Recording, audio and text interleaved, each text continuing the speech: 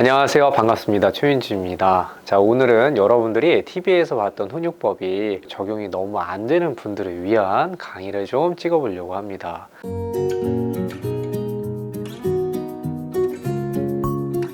자, 여러분 TV에서 보는 훈육법은 크게 이제 한 두 가지 정도의 종류가 있는 것 같아요. 하나는 아이가 너무 지나치게 때렸을 경우에는 엄마에게 말할 준비가 되면 진정하고 엄마를 불러 라고 얘기하고, 그리고 엄마가 할 일을 하는 스타일의 훈육법이 있을 수 있고요. 또 하나는 아이가 스스로 진정할 때까지 아이 옆에서 아이의 감정 상태를 지켜보며 짧게 지시하는 형태의 훈육법이 있을 수 있을 것 같습니다.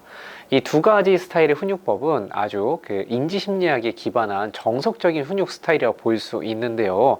자, 근데 이 훈육 스타일이 먹히지 않는 순간 세 가지를 우리가 한번 보도록 하고, 이 순간에는 약간 우리가 응용해서 바꿔서 훈육을 전개해야 될 순간들이 있다라는 이야기를 드려보고 싶습니다. 자, 내가 TV나 책에서 봤던 훈육법이 먹히지 않는 순간 첫 번째는 내가 지나치게 시간이 없을 때 그렇습니다. 자, 특히 아이가 아침 시간에 시간이 없어 죽겠는데 그 순간 나에게 때를 쓰면 안 되는 것을 물고 늘어지면서 눈물이 보인다든가, 아니면 내가 형제를 키우고 있는 순간에는 TV에서 봤던 그 훈육법, 아이를 바라보면서 민준아, 너 감정이 조절될 때까지 엄마가 지켜볼 거야, 이 하는 방식의 훈육법이 먹히질 않는다라는 이야기를 드리고 싶습니다. 자, 그렇죠. 우리가 훈육을 할 때 가장 중요한 재료 중에 하나는 시간입니다. 시간이 충분해야 훈육을 할 수 있는데, 아이를 둘 이상 키우시는 분들에게는 이 부분이 굉장히 어려울 수 있다. 두 번째, 내가 정서적으로 여유가 없을 때도 이 훈육법은 성사되기 어려울 때가 있습니다. 자, 그러니까 무슨 얘기냐면, 자, 훈육을 긴 시간 진행을 하게 되면 아이는 최선을 다해서 부모가 무시할 수 없는, 부모의 신경을 갉아먹는 듯한 목소리로 눈물을 보이게 됩니다. 근데 이 눈물을 장시간 반복해서 듣다 보면 정신이 혼미해지는 기분이 들면서 결국 내가 이 아이한테 휘말리고 아이한테 화를 내거나 짜증을 내야 이 순간이 끝나는 경우가 있다. 이게 훈육이 먹히지 않는 순간 두 번째입니다. 자, 세 번째가 가장 중요한데요. 내 아이의 기질 자체가 스스로 이 감정을 추스리고 컨트롤하는데 시간이 너무 오래 걸리는 유형의 아이들이 그렇습니다.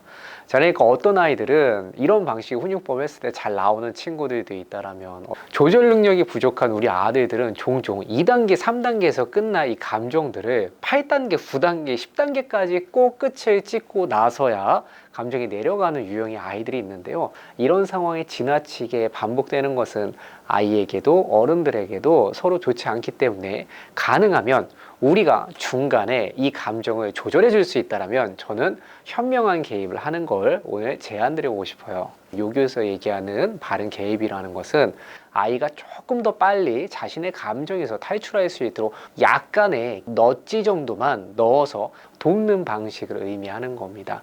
그러니까 예를 들어서 여러분, 우리가 자전거를 가르칠 때 있잖아요. 처음부터 끝까지 너 혼자 스스로 해, 이런 방식도 있을 수 있겠지만, 뒤에서 안장을 살짝 잡아주는 방식이 아이가 스스로 하는 것에 방해하지 않으면서도 아이가 자신이 타는 법을 찾아갈 때까지 여정을 조금 더 줄여준다라는 방식 정도로 생각해 주시면 좋을 것 같습니다.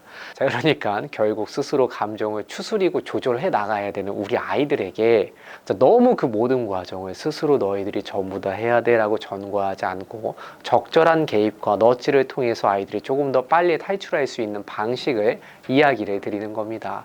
자, 이 방식은 이렇게 해보면 좋을 것 같아요. 예를 들어서 아이가 장난감 때문에 너무 화가 나 있다. 장난감 작은 걸 하고 있는데 아이가 잘 안 돼서 그것 때문에 너무 짜증이 나는 거야.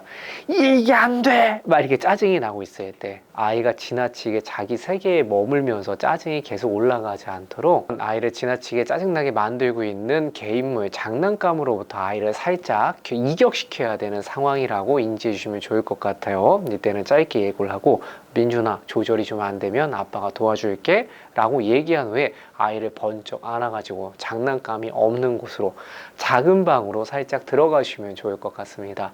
자, 이 공간이 환기가 되는 것만으로도 아이는 자기 세계, 자기 짜증에서 나오기 훨씬 더 쉬운 환경이 되는 거죠. 자, 두 번째, 아이가 스스로 그냥 나올 때까지 기다리는 것이 아니라 눈 마주치면 할 수 있도록 유도를 해봅니다. 민준아, 짜증 많이 났지? 잠깐 멈추고 아빠 눈을 보자. 멈추고 아빠 봐야 해. 아이가 눈을 마주친다는 것은 어떤 의미가 있어요? 자기 세계에 머물러고 온갖 짜증을 내고 있다가 눈을 들어서 상대를 보는 순간 약간의 환기가 되는 느낌을 아이가 그때도 느낄 수 있다. 자, 세 번째, 우리가 아이들에게 감정 코칭을 해줄 때 가장 중요한 것 중에 하나는 짜증을 조절해야 돼가 아니고 너의 짜증을 먼저 인지해야 돼 라고 볼 수 있습니다. 자, 짜증을 조절하지 못하는 사람의 상태는 어떠할까요? 우리 어른들로 보도록 하겠습니다. 혹시 여러분들 이런 사람 본 적 있지 않습니까? 아니, 민준 아빠 왜 그렇게 짜증을 내?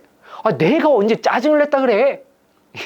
이 상황이 짜증을 다루고 있지 못하는 사람들의 가장 중요한 특징이라고 볼 수 있습니다. 내가 짜증을 내면서도 내 짜증을 인지하지 못하고 그 세계에 지나치게 몰입하고 있는 상태라고 볼 수 있는데요. 우리 아들들이 짜증을 내고 있을 때도 이와 비슷한 상황이라고 생각이 듭니다. 지들이 짜증을 내면서도 짜증을 내고 있는 걸 잘 몰라요. 화를 내면서도 그 화에 지나치게 몰입되어 있다는 걸 잘 인지하지 못하고 있습니다. 자, 이것을 우리는 닫혀 있다. 자신의 안에 갇혀 있는 상태다라고도 볼 수 있는데요. 우리가 해줘야 되는 것은 스스로 갇혀 있는 상태에서 마음을 정리하고 나와, 혹은 너 스스로 마음 정리하고 나오지 못하면 엄마는 너를 외면하고 피할 거야. 너 알아서 해. 라는 것도 아니고 아이가 스스로 나올 수 있게끔 최대한 환경을 만들어주고 약간의 너치를 통해서 민준아 아빠가 감정을 나올 때는 단계가 필요하지. 먼저 주변을 환기하고 너를 인식하고 아빠를 보고 진정되면 도와줄 거야. 진정됐니? 라고 얘기해서 아이가 진정됐어요! 라고 얘기할 수 있게끔 유도하는 게 좋겠습니다. 자, 이런 메시지를 계속 반복해서 주면 아이들은 뭘 배울 수 있냐면 내가 지금 현재 감정 상태가 지나치게 흥분되어 있고 어디에 몰입되어 있구나 라는 것을 느낌적으로 느낄 수 있습니다.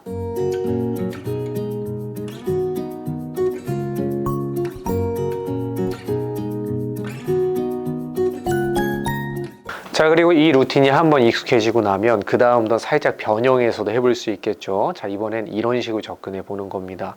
아이가 조절이 안 될 때 민준아 잠깐 멈추고 혹시 진정이 잘 안 되니? 그럼 아빠가 도와줄 거야 라고 묻고 아이가 진정이 안 되면 그때 가서 자 그럼 멈춰, 아빠랑 잠깐 방에 갔다 오자. 번쩍 안아서 방에 들어가서 분리시켜주고 민준아 아빠 눈 봐. 아빠 눈 보면 아빠가 도와줄게. 아빠 눈 보자.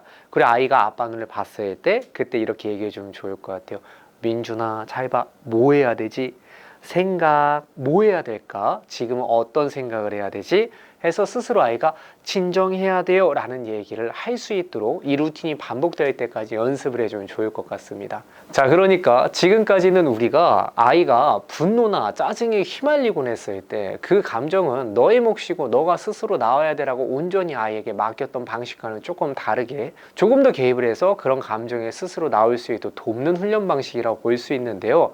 자, 이 방식을 계속 해주면 가장 좋은 것 중에 하나는 뭐냐면 우리가 스스로 나오라고 했을 때는 아이의 감정이 3, 4에서 끝나의 감정이 9, 10, 11단계까지 끝을 찍고 내려오는 상황이 반복될 때가 있습니다. 이거는 그렇게 좋은 상황이라고 보이지가 않는데요. 자, 왜 그러냐면 여러분들 연인 간에서도 있잖아요. 작게 싸울 일을 너무 크게까지 감정을 올렸다가 내리면 나중에 소강은 되죠. 소강은 되지만 마음의 정서적인 상처는 함께 남기가 쉽다. 그래서 우리가 굳이 꼭 시간을 할애해야 되는 상황이 아니라고 보여진다면 이렇게 중간에 바른 개입을 통해서 아이의 감정이 0에서 10까지 올라가지 않도록 한 0에서 2, 3에서 끊어지고 감정이 관리될 수 있도록 돕는 교육을 해보자 라는 이야기를 드리면서 오늘의 짧은 이야기 마치겠습니다. 그럼 여러분들 저는 다음에 또 뵙겠습니다.